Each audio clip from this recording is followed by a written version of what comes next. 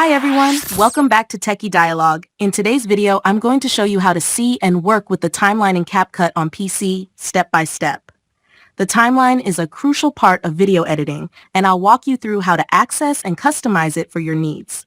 Don't forget to hit that subscribe button if you want more tutorials like this. Let's get started. First, drag your video clip into the timeline. Once it's in place, you should be able to see the timeline clearly. Your video will now be visible on the timeline where you can start making edits. Next, if you want to adjust how much of the timeline you can see at once, you have a couple of options.